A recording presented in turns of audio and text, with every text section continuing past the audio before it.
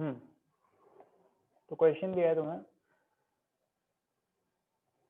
2 cards are randomly drawn with replacement from a well shuffled deck of 52 playing cards. Find the probability distribution of the number of aces drawn. करे थे क्या कल हम? ये कर लिए थे मुझे लग रहा है. नंबर ऑफ एसेस ड्रॉन हो गया था ना. नेक्स्ट करते हैं.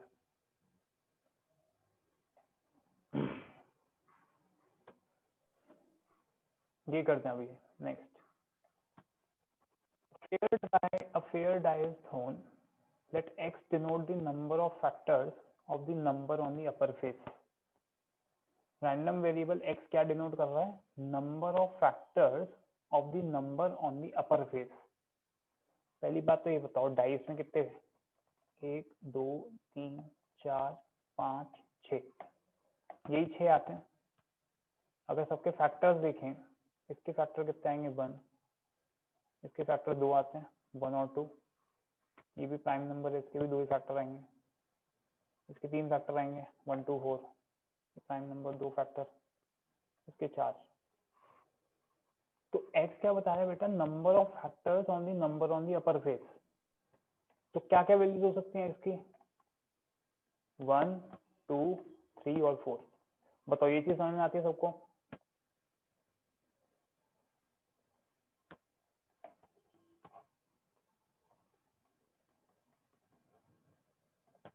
गुड. तो x की वैल्यू 1 2 3 4 ये हो सकती है. अच्छा, अब x इक्वल्स टू अगर 1 होगा तो प्रोबेबिलिटी क्या है? ये तुम्हारा सैंपल स्पेस.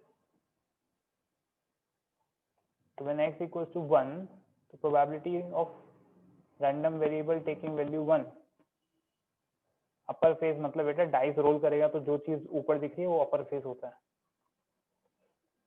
तो ये बेटा कितना आएगा? 1/6.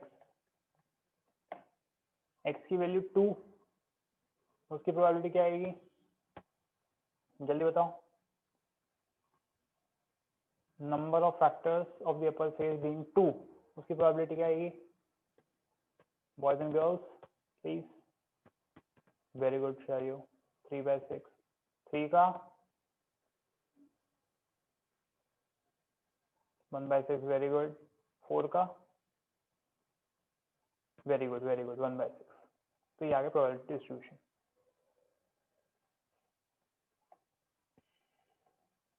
क्लियर है?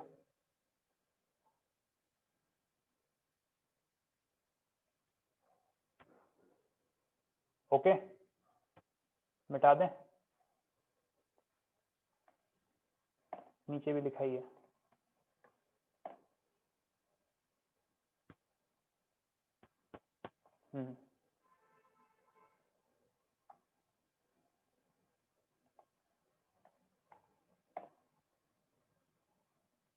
Fifth example. Find the probability distribution of the number of doublets in 3 throws of a pair of dice. In 3 throws of a pair of dice. अच्छा बेटा क्या बोला जरा देखो. प्रोबेबिलिटी डिस्ट्रीब्यूशन किसका निकालना है? Number of doublets. Number of doublets बोले तो डबलेट्स क्या होते हैं? 1 1 2 2 3 3 4 4 5 5 6 6. और कुछ नहीं आ सकता ना, बस इतना ही आएगा. तो 3 throws of a pair of dice मतलब पेयर ऑफ डाइस को कितनी बार? 3 बार थ्रो किया है. ठीक है, 3 बार थ्रो किया ना. ओके, तो भी क्या क्या चीजें पॉसिबल है जरा देखो भाई. या तो 3 बार थ्रो किया है, तीनों बार डबलेट आया होगा. ठीक है, 3 बार थ्रो किया, तीनों बार डबलेट आया.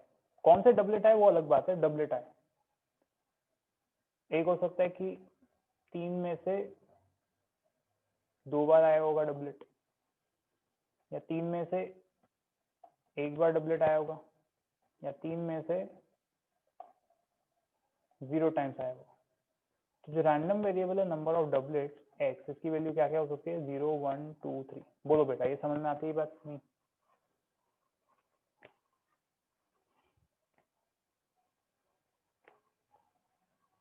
तीन बार थ्रो किए डाइस को, हो सकता है एक बार भी डबलेट नहीं आए, हो सकता है एक बार डबलेट आए, हो सकता है 2 बार डबलेट आए, हो सकता है 3 बार डबलेट आए। ठीक है, तो जो नंबर ऑफ डबलेट्स हैं उसकी वैल्यू 0 1 2 3 हो सकती है। अच्छा, तो एक बात बताओ कि एक पेयर ऑफ डाइस में जब तुम फेंक रहे हो,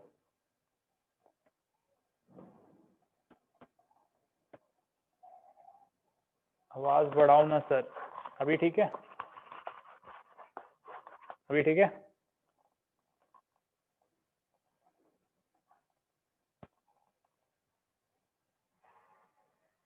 is it okay now?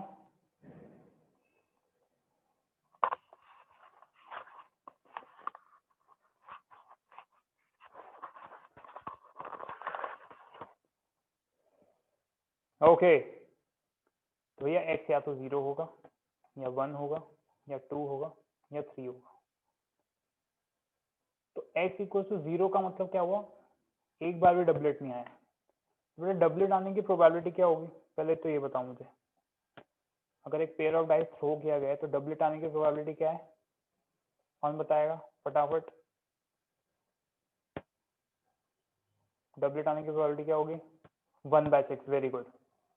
6/36 which is nothing but 1/6। तो 0 आएगा, इसका मतलब क्या हुआ कि इनकी मैं लिख लेता हूँ ना, अगर 0 आता है तो 5/6 5/6 5/6 ये सारा मल्टीप्लाई हो गया, क्योंकि 0 डबलेट मतलब डबलेट नहीं आया, डबलेट नहीं आया, डबलेट नहीं आया।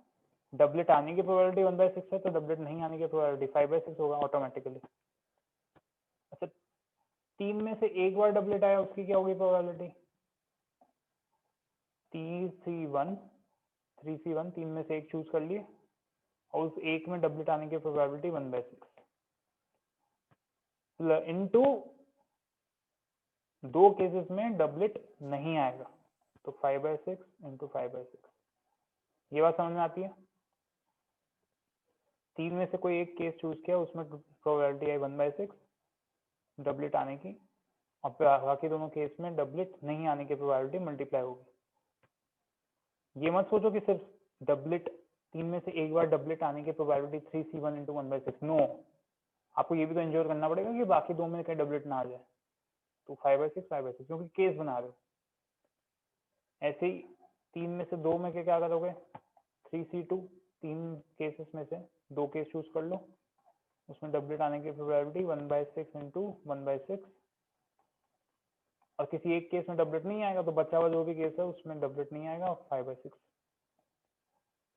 और 3 में से 3 बार का तो वही होगा 3C3 इंटू 1/6 1/6 1/6 1/6।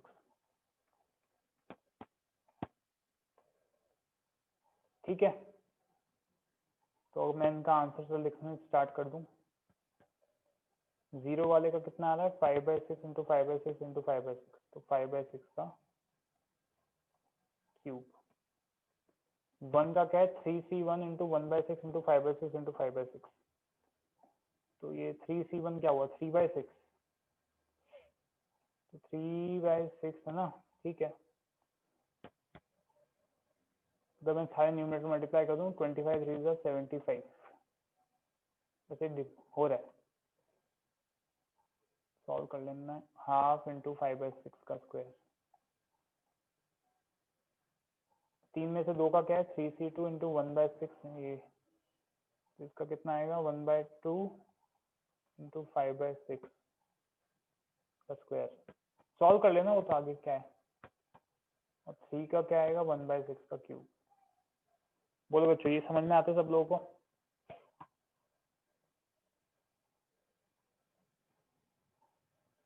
ये चीज समझने लायक है कि 3 में से जब 2 बोल रहे हैं तो 2 में तो तुमने निकाल दी, पर तीसरा जो पार्ट है उसमें नहीं आने की प्रोबेबिलिटी भी मल्टीप्लाई होगी।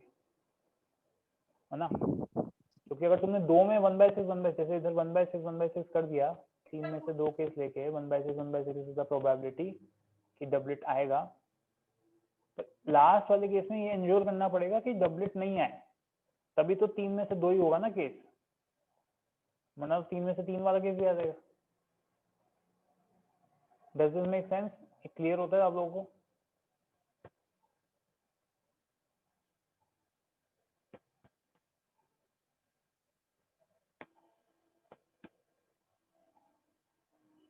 ओके गुड, तो अब आप देख भी सकते हैं इसे,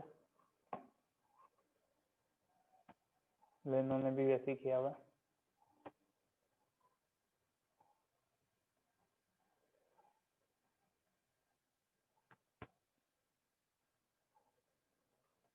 अब ये देखो नेक्स्ट,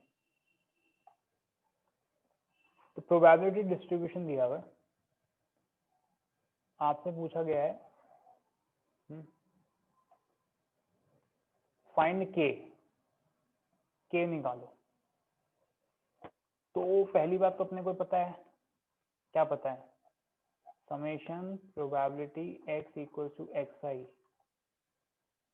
क्या आता है ये पूरा 1, जितनी भी प्रोबेबिलिटीज हैं xi मतलब xi इंडेक्स बता रहा है, और i जाएगा तेरा 0 1 2 3 4 जहां तक भी जाना है, इस केस में i जा रहा है 0 1 2 3 4, इंडेक्स है बेसिकली i, इस पूरे की सम का 1 आता है, तो बेसिकली ये पूरा सम करो तो 0.1 k 2k 2k k कितना आया 6k plus 0.1 is equal to 1, तो I can write 6k is equal to 0.9, तो k बेटा आ गया 0.9/6, कितना आ जाएगा 9/60, 9/60 हो गया 3/20, 0.15, k की वैल्यू आ गई 0.15, करेक्ट। अब क्या निकालना है, probability of x less then 2, तो वही प्रोबेबिलिटी x लेस देन 2 मतलब कौन कौन से केस आएंगे, x इक्वल टू 0 वाला केस आएगा और x इक्वल टू 1 वाला केस आएगा, तो कुछ नहीं करना है, उनकी प्रोबेबिलिटी ऐड अप कर दो, 0.1 प्लस k कितना है 0.15, तो 0.1 प्लस 0.15 कितना होगा 0.25, yes very good. Probability of x greater than equal to 3, तो इसमें कौन कौन से केस आएगा, इसमें केस तुम्हारा आएगा 3 वाला केस आएगा और 4 वाला, कुछ नहीं, दोनों की प्रोबेबिलिटीज ऐड कर दो, 2k plus k 3k 0.45, yes. Probability x less than 4 greater than equal to 1, इसमें कौन कौन से केस आएंगे 1 2 3, तो k 2k 2k 4k 5k तो कितना आ गया 5 इंटू 0.15 0.75,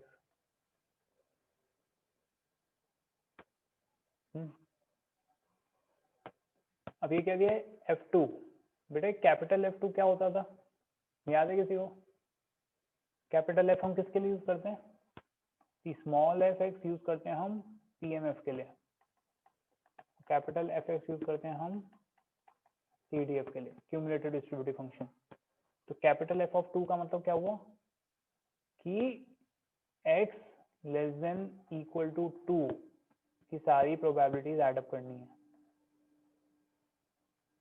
ठीक है, तो 0.1 प्लस k प्लस 2k कितना आया 3k कितना होगा 0.45, 0.55 आ गया इसकी वैल्यू,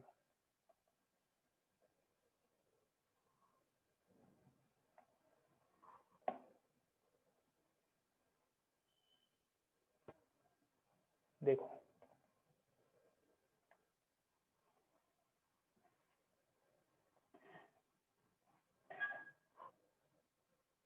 क्लियर है बेटा बच्चों,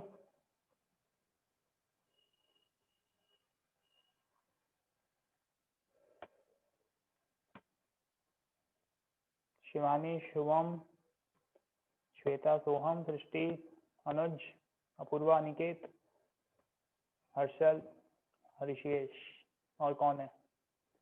मिस्टर ओम, समझ में आ रहा है? Ritesh,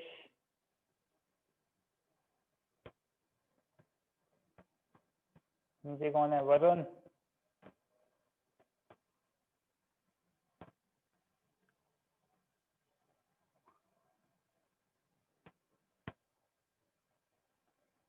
okay cool.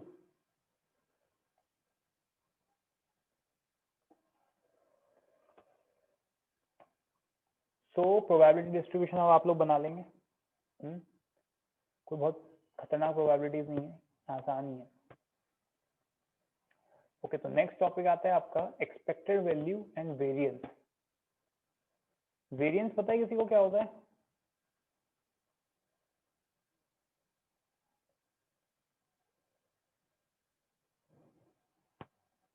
किसी को नहीं पता वेरिएंस क्या होता है? तो तुम लोग स्टैटिस्टिक्स नहीं पढ़े।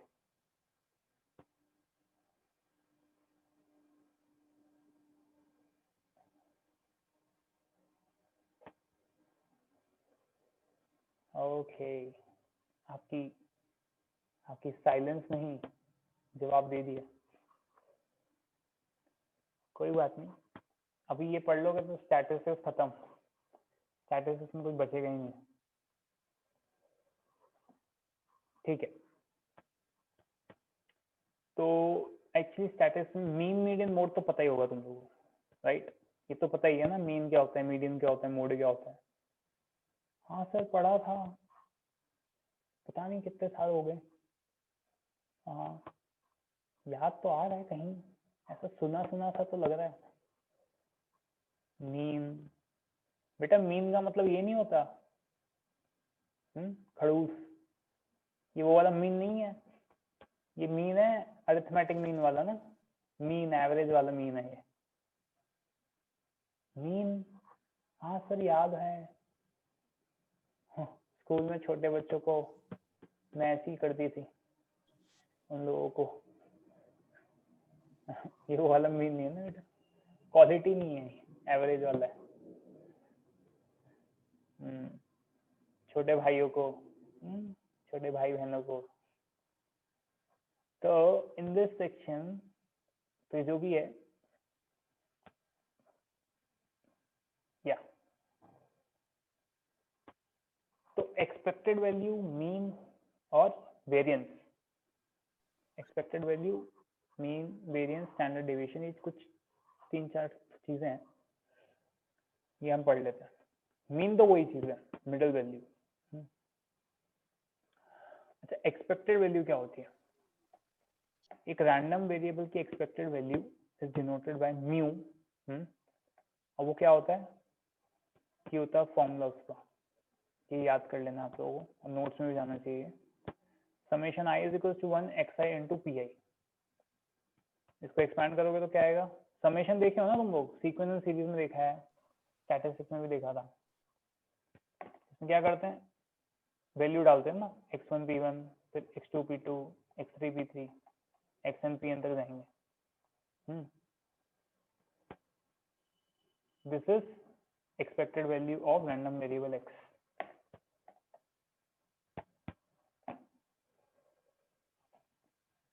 ये आपको याद कर लेना है। कुछ नहीं है, ये बस कैलकुलेशन है और कुछ नहीं है। कुछ थ्योरेटिकल है पूरा, मतलब कुछ कंसेप्चुअल चीज नहीं है। मतलब क्या होता है वो वैल्यू का? देख बेटा, एक्सपेक्टेड वैल्यू का यूज आता है ये जानने के लिए,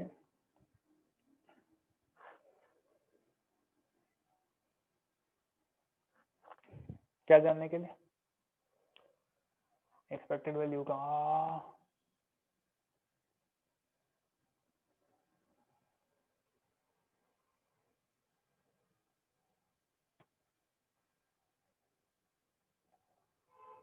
देख, ऐसे समझ सकते हैं, मतलब जैसे कि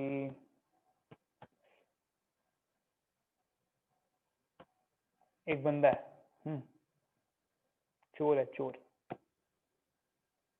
दो चोर है ना, दो चोर हैं, दोनों साथ में चोरी किए थे। अब दोनों पकड़े गए, दोनों पकड़े गए, दोनों को अलग अलग इंटेरोगेशन रूम में लेके गए और अब बोला गया है, अब दोनों चोर को पता नहीं क्या हो रहा है इंटेरोगेशन रूम में, दोनों से एक ही सवाल पूछा जा रहा है और आंसर के बेस पे पता चलने वाला है कि चोरी की है दोनों ने या नहीं। तो जो चोर है उसके पास ऑप्शंस है, या तो वो सच बताए या झूठ बताए। तो सच बताने से क्या होता है, अगर दूसरे चोर ने भी सच बता दिया तो दोनों की बात सेम है, दोनों को घाटा हुआ। तो लिसन कौन दिया, बेटा अगर सच बोलेगा तो देखो 5 साल की सजा है, झूठ बोलेगा तो 10 साल की सजा। तो उसको अपनी एक्सपेक्टेड वैल्यू देखनी है प्रोबेबिलिटी के साथ कि क्या प्रोबेबिलिटी है कि बाकी बंदा सही बोलेगा या गलत बोलेगा, उस हिसाब से वो एक्सपेक्टेड वैल्यू देख रहा है। तो ये होता है एक्सपेक्टेड वैल्यू, जहाँ प्रोबेबिलिटीज खुद आ जाती हैं आपके रिजल्ट को इंटरफेयर करने के लिए। जैसे कि 50% चांस है कि मैं हार जाऊंगा 50 रुपए और 50% चांस है कि मैं 100 रुपए जीत जाऊंगा। What is the expected value, profit होगा या लॉस होगा। तो ऐसी चीजों में यूज होता है, पर आपको कोई पूछेगा नहीं इस चीजों के बारे में क्योंकि आप लोगों के सिलेबस के से बाहर है ये चीजें। नाउ वेरिएंस क्या होता है बेटा,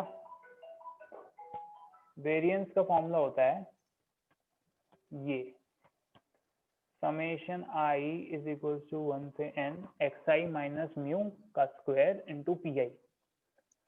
इसको अगर मैं एक्सपैंड करूं तो क्या लिखा है ये x1 माइनस म्यू, म्यू बोले तो ex into p1 plus x2 minus mu का square into p2 plus x3 minus mu का स्क्वायर इंटू p3। ऐसे जाता रहेगा xn minus mu into p। ये होता है वेरिएंस, और वेरिएंस का रूट ले लो, ये लिखा है ना सिग्मा एक्स का स्क्वायर लिखा है, तो ये sigma x is root of variance and it is known as standard variation, standard deviation.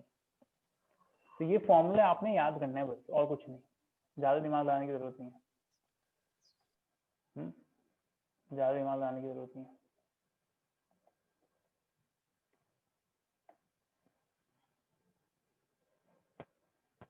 हाँ, तो वेरिएंस का एक और फॉर्मूला ये वाला, ये सिंप्लीफाइड फॉर्मेट है। तो आप लोग ये भी याद कर सकते हैं। यहाँ से यहाँ कैसे आए इसका प्रूफ आता नहीं है ना, पूछेंगे आपसे, ठीक है। तो आप लोग को जरूरत भी नहीं है डिस्कस करने की, पर ये फॉर्मूला अगर याद रहेगा तो अच्छा है, वेरी इंपॉर्टेंट। ये स्टैटिस्टिक्स में है कि हाँ स्टैटिस्टिक्स में भी है, सेम चीज है। देखो पहला क्वेश्चन देखते हैं। 3 coins are tossed simultaneously। Sir previous lectures की रिकॉर्डिंग यूट्यूब पे डाली है क्या? अमन सर ने डाली है, नहीं मेरे को नहीं पता, मैं पूछ बोल देता हूँ उनको। तो 3 coins are tossed simultaneously। Simultaneously मतलब एक साथ, एक साथ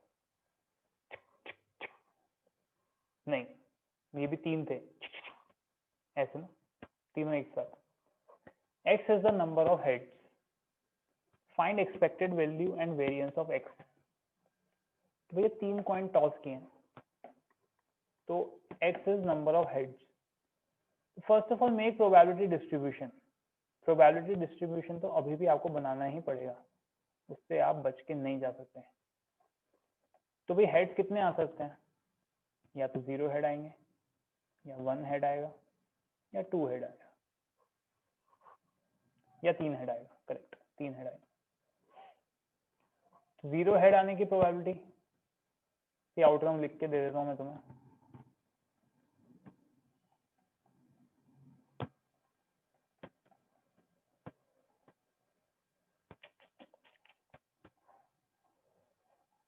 8 आउटकम आने वाले ना, 8।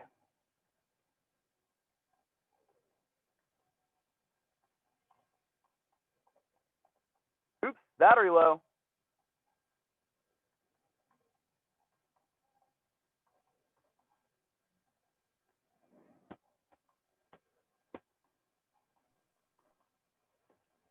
ओके, तो 0 हेड आने की प्रोबेबिलिटी सिर्फ एक ही है, 1/8। एक हेड कहाँ का आएगा? एक हेड अगर तुम देखो तो कहाँ का है? इसमें एक हेड है, इसमें एक हेड है और इसमें एक हेड है। Oops, तीन ही battery केस है, low. तो 3/8। दो हेड कहाँ का है? इसमें, इसमें, इसमें, ये भी 3/8। और 3 हेड कहाँ पे है? 3 हेड का एक ही केस है। क्या ये प्रोबेबिलिटी डिस्ट्रीब्यूशन आप लोग को समझ में आता है?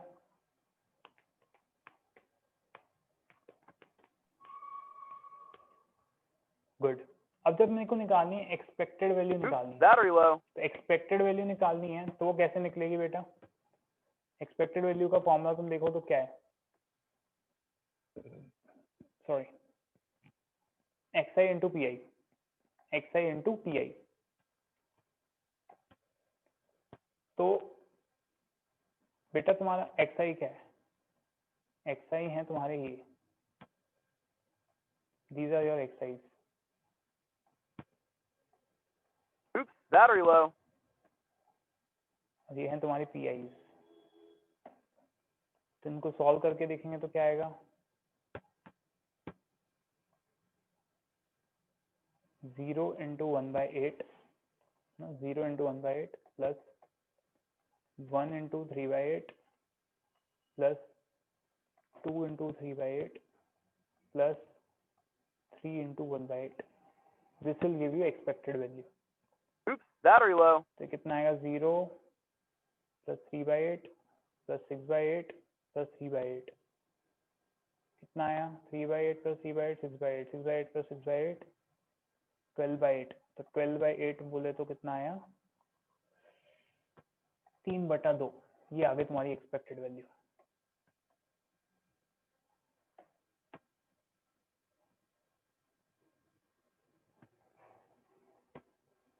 Oops, battery low. अच्छा, वेरिएंस भी पूछा है क्या? सी एक्सपेक्टेड वैल्यू।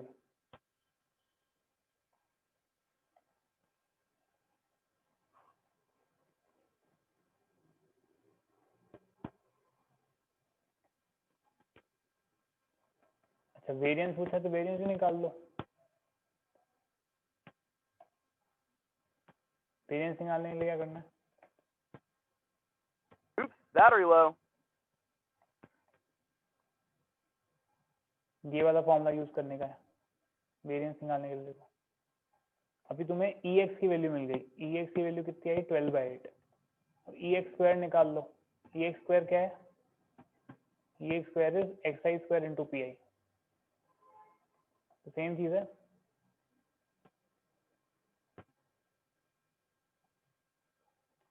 ये क्या है? xi स्क्वायर मतलब Oops, 0 battery low. Square, 0 square into p आई कितना है? 1/8। ये कैसे निकला? 1 स्क्वायर इंटू 3/8। ये निकला 2 3/8। ये कैसे निकला? 3 square into 1/8। Oops, battery low. इन सबको ऐड कर दे तो कितना बन गया? 24/8। सो सी दिस इज EX। हमारा फॉर्मूला क्या है?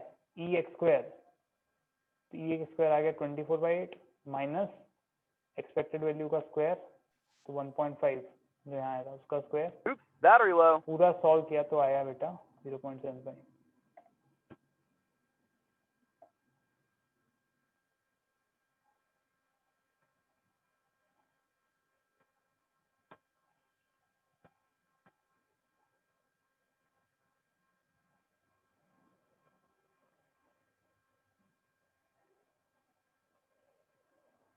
Okay Oops, battery low. समझ में आया सबको ये?